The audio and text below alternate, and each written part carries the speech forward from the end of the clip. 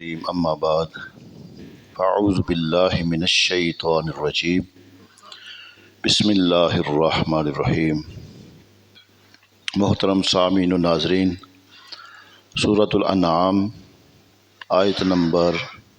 51 سے آغاز کر رہے ہیں۔ اللہ سبحانہ و تعالی نے ارشاد فرمایا وَأَنذِرْ بِهِ، اور اس قرآن سے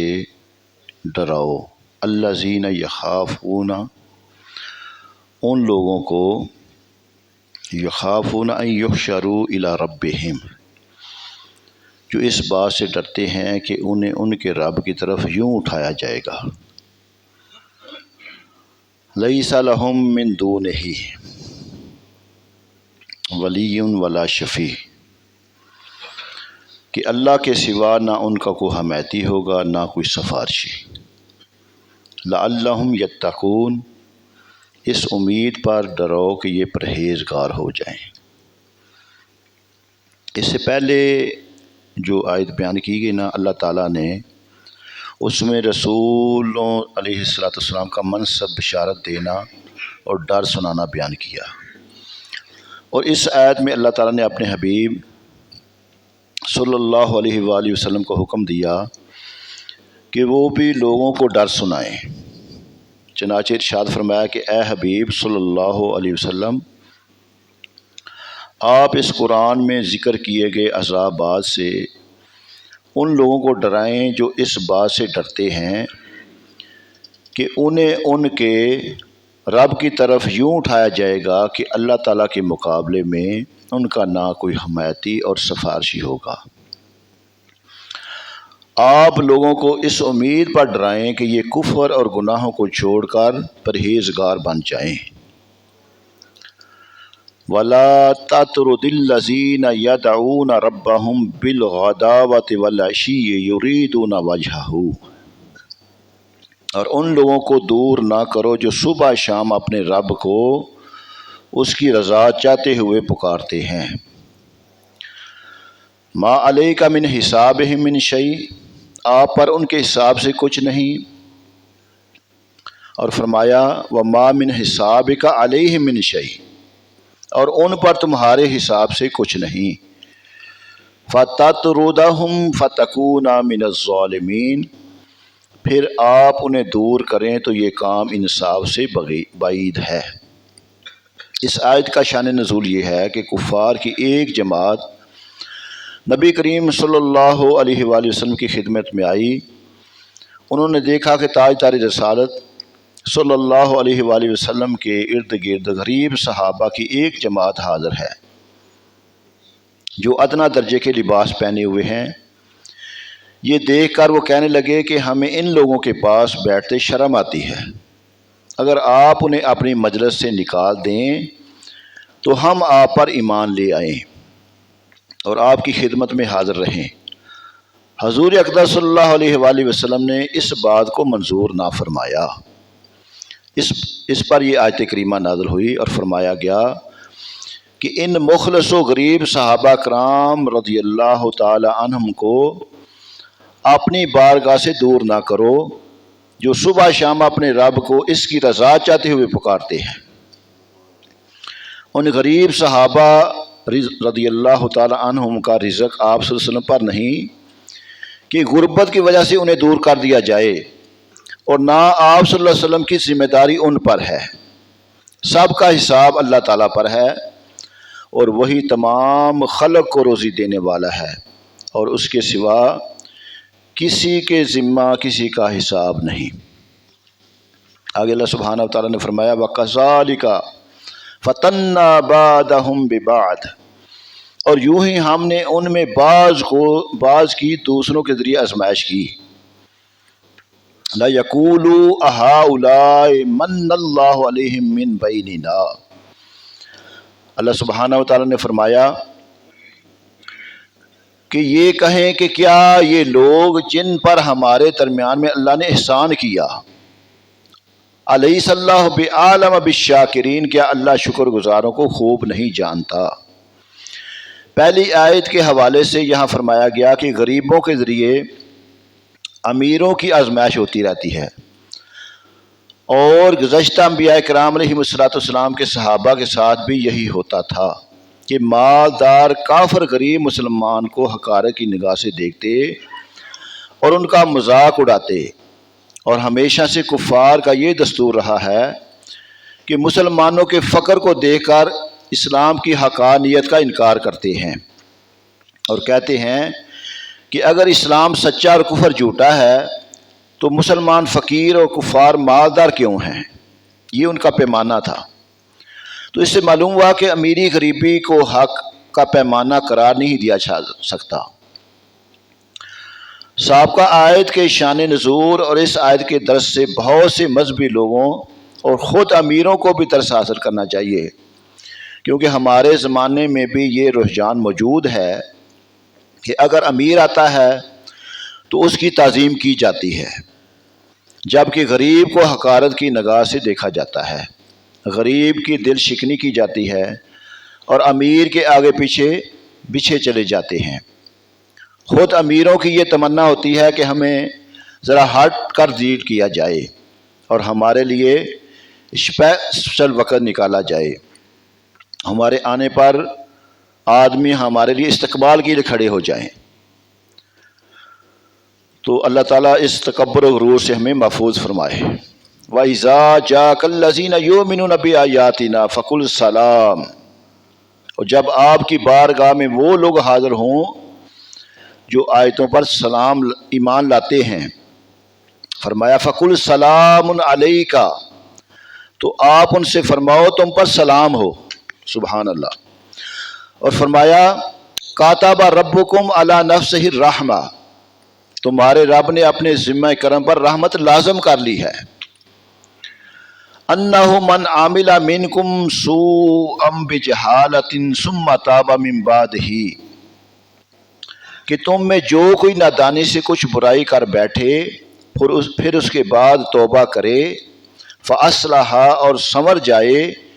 فانہ غفور الرحیم، تو بے شک اللہ بخشنے والا مہربان ہے۔ جب آپ کی بارگاہ میں یہاں پہ فرمایا گیا کہ ارشاد فرمایا کہ اے حبیب صلی اللہ علیہ وسلم، جب آپ کی بارگاہ میں وہ لوگ حاضر ہوں جو ہماری آیتوں پر ایمان لاتے ہیں، اور تو آپ ان کی عزت افزائی کرتے ہوئے ان کے ساتھ سلام کی ابتدا فرمائیں اور انہیں یہ بشارت دیں کہ تمہارے رب نے فضل و احسان کرتے ہوئے اپنے ذمہ کرم پر رحمت لازم کر لی ہے کہ تم میں سے جو کوئی نادانی سے کوئی برائی کر لے پھر اس کے بعد توبہ کرے اور اپنی اصلاح کر لے، تو بے شک اللہ تعالیٰ اس کے گناہ بخشنے والا اور اس پر مہربانی فرمانے والا ہے۔ تو اس سے معلوم ہوا کہ نیک مسلمانوں کا احترام اور ان کی تعظیم کرنی چاہیے اور ہر ایسی بات سے بچنا چاہیے جو ان کی ناراضی کا سبب بنے، کیونکہ انہیں ناراض کرنا اللہ تعالیٰ کی ناراضی کا سبب ہے۔ وَكَذَلِكَ نُفَصِّلُ الْآيَاتِ وَلِتَسْتَبِينَ سَبِيلُ الْمُجْرِمِينَ، اور اسی طرح ہم آیتوں کو مفصل بیان کرتے ہیں اور اس لیے کہ مجرموں کا راستہ واضح ہو جائے۔ یعنی اے حبیب صلی اللہ علیہ وسلم، جس طرح ہم نے آپ کے سامنے اس صورت میں اپنی وحدانیت کے دلائل تفصیل کے ساتھ بیان کیے ہیں، ہم اسی طرح اپنی حجتوں اور دلائل کو مفصل بیان فرماتے ہیں، اور ہم قرآن مجید میں اطاعت گزاروں، گناہ کے بعد توبہ کرنے والوں کے اوصاف اور گناہ پر اڑے رہنے والوں کی صفات بیان کرتے ہیں تاکہ حق ظاہر ہو جائے اور اس پر عمل کیا جائے، اور اس لیے یہ چیزیں بیان کرتے ہیں کہ مجرموں کا راستہ اور ان کا طریقہ واضح ہو جائے تاکہ اس سے بچا جائے۔ تو اس سے معلوم ہوا کہ آدمی کو چاہیے کہ وہ فلاح و کامیابی کے راستے پر چلے اور وہاں تک پہنچے جہاں نیک لوگ پہنچے، اور اس کا سب سے بہترین راستہ فوری طور پر اپنے سابقہ گناہوں سے توبہ استغفار کرنا اور آئندہ کے لیے نیک اعمال کرنا ہے۔ قُلْ إِنِّي نُهِیتُ أَنْ أَعْبُدَ الَّذِینَ تَدْعُونَ مِن دُونِ اللَّهِ، اللہ سبحانہ و تعالیٰ نے ارشاد فرمایا تم فرماؤ مجھے منع کیا گیا ہے کہ میں اس کی عبادت کروں جن کی تم اللہ کے سوا عبادت کرتے ہو۔ قُلْ لَا أَتَّبِعُ أَهْوَاءَكُمْ، قد دللت اذا وما انا من المهتدین، تم فرماؤ میں تمہاری خواہشوں پر نہیں چلتا تو میں بھٹک جاتا اور ہدایت یافتہ لوگوں سے نہ ہوتا۔ تو اس سے پہلی آیات میں فرمایا گیا کہ اللہ تعالیٰ تفصیل کے ساتھ آیتیں بیان فرماتا ہے تاکہ حق ظاہر ہو جائے اور مجرموں کا راستہ واضح ہو جائے۔ اور اس آیت میں بیان فرمایا گیا کہ اللہ تعالیٰ نے مجرموں کے راستے پر چلنے سے منع فرمایا۔ چنانچہ ارشاد فرمایا کہ اے حبیب صلی اللہ علیہ وسلم آپ کافروں سے فرما دیں کہ مجھے منع کیا گیا ہے کہ میں اس کی عبادت کروں جن کی تم اللہ تعالیٰ کے سوا عبادت کرتے ہو۔ وہ تمہارا ان کی عبادت کرنا بھی کسی دلیل کی بنا پر نہیں بلکہ محض خواہش پرستی اور اپنے باپ دادا کی اندھی پیروی کی وجہ سے ہے، کیونکہ جن کی تم عبادت کرتے ہو وہ جمادات، وہ پتھر ہیں جن کا مرتبہ انسان سے انتہائی کم ہے، اور اعلیٰ مرتبے والے کا کم مرتبے والے کی عبادت کرنا ایسا کام ہے کہ عقل بھی اس کا رد کرتی ہے۔ اگر میں نے تمہاری خواہشوں کی پیروی کی ہوتی تو میں راہ حق سے بھٹک جاتا اور ہدایت یافتہ لوگوں سے نہ ہوتا۔ فرمایا قل انی علی بینۃ من ربی وکذبتم بہ، تم فرماؤ میں تو اپنے رب کی طرف سے روشن دلیل پر ہوں، اور فرمایا وکذبتم بہ، اور تم نے اسے جھٹلایا۔ ما عندی ما تستعجلون بہ ان الحکم الا اللہ، اور فرمایا جس عذاب کے آنے کی تم جلدی مچا رہے ہو وہ میرے پاس نہیں، حکم صرف اللہ کا ہی ہے۔ یقص الحق وہو خیر الفاصلین، اور فرمایا وہ حق بیان فرماتا ہے اور سب سے بہتر فیصلہ فرمانے والا ہے۔ قل لو ان عندی ما تستعجلون بہ لقضی الامر بینی وبینکم واللہ اعلم بالظالمین۔ اللہ سبحانہ وتعالیٰ نے فرمایا وہ حق بیان فرماتا ہے اور سب سے بہتر فیصلہ فرمانے والا ہے۔ تم فرماؤ اگر وہ عذاب میرے پاس ہوتا جس کی تم جلدی مچا رہے ہو تو میرے اور تمہارے درمیان معاملہ ختم ہو چکا ہوتا، اور اللہ ظالموں کو خوب جانتا ہے۔ اے حبیب صلی اللہ علیہ وسلم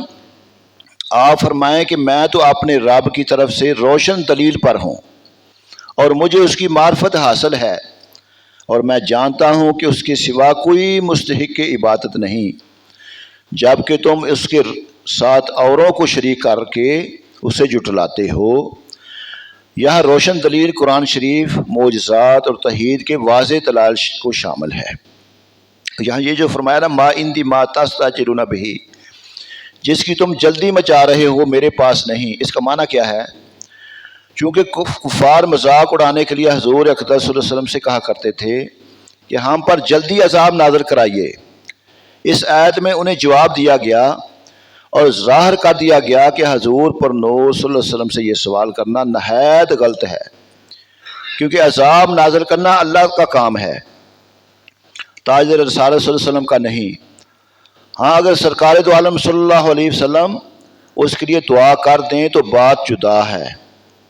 جیسے نوح علیہ السلام کی دعا سے قوم نوح تباہ ہوئی، اور حضرت موسیٰ علیہ السلام کی دعا سے فرعون اور ان کی قوم تباہ ہو گئی۔ وَعِندَهُ مَفَاتِحُ الْغَيْبِ لَا يَعْلَمُهَا إِلَّا هُوَ، اور غیب کی کنجیاں اسی کے پاس ہیں، ان کو صرف وہی جانتا ہے۔ وَيَعْلَمُ مَا فِي الْبَرِّ وَالْبَحْرِ، اور فرمایا جو کچھ خشکی اور تری میں ہے وہ سب جانتا ہے۔ وَمَا تَسْقُطُ مِنْ وَرَقَةٍ إِلَّا يَعْلَمُهَا وَلَا حَبَّةٍ فِي ظُلُمَاتِ الْأَرْضِ، اللہ سبحانہ و تعالیٰ نے فرمایا جو پتا گرتا ہے اور جو کوئی دانہ نہیں زمین کے اندھیریوں میں اسے بھی وہ جانتا ہے۔ وَلَا رَطْبٍ وَلَا يَابِسٍ إِلَّا كِتَابٍ مُبِينٍ، اور فرمایا